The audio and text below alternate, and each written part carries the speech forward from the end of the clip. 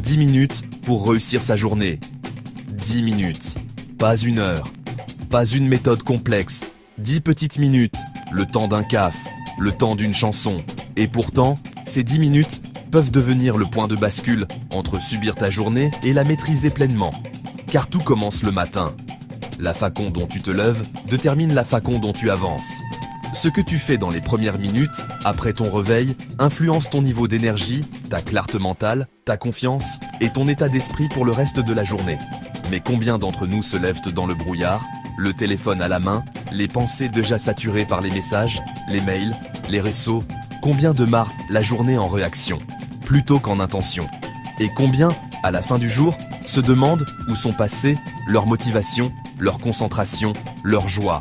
Aujourd'hui, on va remettre les choses à l'endroit. Je vais te guider, pas à pas, dans un processus simple, concret, profond. Une routine de 10 minutes à intégrer dans ta vie. Une méthode que tu pourras adapter, personnaliser et faire tienne. Cette heure ensemble, c'est ton moment. Un temps pour comprendre, pour ressentir et pour décider de changer. Pas un changement spectaculaire, non, mais un changement soutenable, réaliste, ancre. Le matin, ton cerveau sort lentement de la phase de sommeil. Tes ondes cérébrales passent des ondes lentes, du rêve à celle de l'éveil. Et dans ce laps de temps, tu es dans un état particulier. Ton esprit est encore malléable. Les neurosciences le confirment. Dans les premières minutes du réveil, ton cortex préfrontal, le siège de la décision et de la motivation, est encore fragile. Ce que tu lui donnes comme première impression, il le généralise pour le reste de la journée. Si tu te lèves dans la précipitation, ton cerveau retient stress, normalite. Si tu te lèves dans la gratitude, il retient calme, sécurité. Et tout ton système nerveux se règle sur cette fréquence. C'est pour ça que la première dizaine de minutes de ta journée est sacrée. Elle prépare ton corps, ton mental et ton émotionnel à affronter le monde. Elle détermine ta posture intérieure, ton rapport au temps et ta façon de réagir aux imprévus. 2. Étape 1. Le réveil conscient. 10 à 20. Quand ton réveil sonne, ne saute pas du lit. Ne plonge pas tout de suite dans le chaos extérieur. Commence par te reconnecter à toi-même. Reste allonge quelques instants, respire. 3 grandes inspirations profondes. Ressens l'air qui entre et sort de ton corps. Sens ton ventre se gonfler, puis se relâcher. Tu viens de renaître à une nouvelle journée. Ensuite, pose une intention mentale. Pas une liste de tâches, pas un objectif de productivité. Une attitude. Par exemple, aujourd'hui je reste calme quoi qu'il arrive. Aujourd'hui je choisis la bienveillance et la clarté. Aujourd'hui, je me connecte à mes priorités. Cette phrase, c'est ton ancrage. Elle donne une direction à ton esprit avant que le monde extérieur ne vienne te tirer dans tous les sens. Étire-toi lentement. Rouvre la conscience de ton corps. Puis, seulement après ce moment, pose un pied au sol. Symboliquement, c'est ton premier pas vers la journée que tu choisis. 3. Étape 2. L'eau et la lumière. Ton corps vient de passer plusieurs heures sans boire. Ton cerveau, composé à 75% d'eau, réclame sa première recharge. Alors, avant le café, avant le téléphone, bois un grand verre d'eau. Lentement, conscient de ce que tu fais. L'eau, c'est la première énergie du vivant. Elle réveille tes cellules, réactive la circulation, relance le métabolisme. Tu sentiras déjà ton corps se réaligner. Ensuite, cherche la lumière. Ouvre les rideaux, regarde dehors, même s'il pleut, même si le ciel est gris. L'exposition à la lumière naturelle déclenche dans ton cerveau la production de sérotonine, l'hormone de la bonne humeur. Cette simple habitude aide à réguler ton sommeil, ta concentration et ton moral. Et pendant que tu observes la lumière du jour, respire à nouveau. Laisse ton regard se poser sur un détail, un arbre, un coin de ciel, une ombre. C'est ta manière de dire à ton esprit « Je suis ici, présent, connecté à la réalité ». 4. Étape 3. Le mouvement express. Tu n'as pas besoin d'un coach ou d'un équipement. Ton corps est ton instrument. Fais circuler ton énergie. 3 minutes suffisent pour transformer ton niveau de vitalité. Voici un exemple. 20 squats pour activer les jambes, 10 pompes pour réveiller la force, 20 secondes de gainage pour stabiliser ton centre. Ou, si tu préfères la douceur, quelques étirements, des cercles d'épaules, des mouvements de nuque ou une courte salutation au soleil. L'objectif, ce n'est pas de transpirer, c'est de dire à ton corps que la journée commence.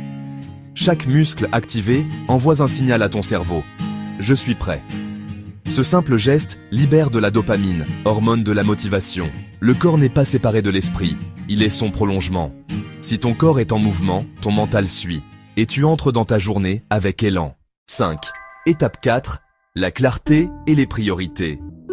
Une journée réussie n'est pas une journée où tu fais beaucoup, mais une journée où tu fais ce qui compte vraiment. Prends une feuille, un carnet ou ton agenda. Écris 3 priorités maximum. Pas des vœux vagues, mais des actions concrètes. Pose-toi cette question.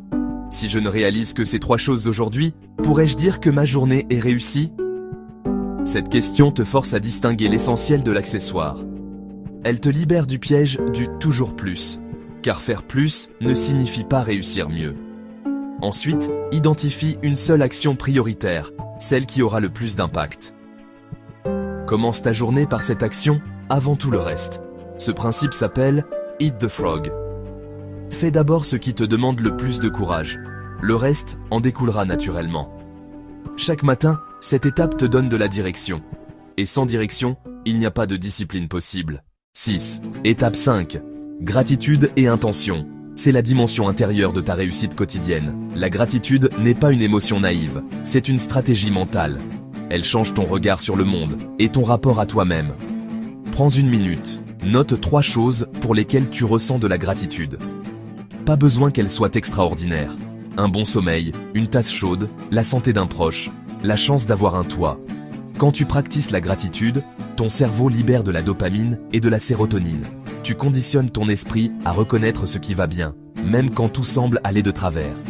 Et tu te rends plus fort face à l'adversité. Puis, termine cette séquence par une intention claire. Pas un souhait, mais un engagement intérieur. Aujourd'hui, je reste centré, peu importe les circonstances. Aujourd'hui, je parle avec douceur et j'agis avec force. Aujourd'hui, je transforme chaque obstacle en opportunité. Cette phrase, tu peux la répéter à voix haute, tu peux même la visualiser.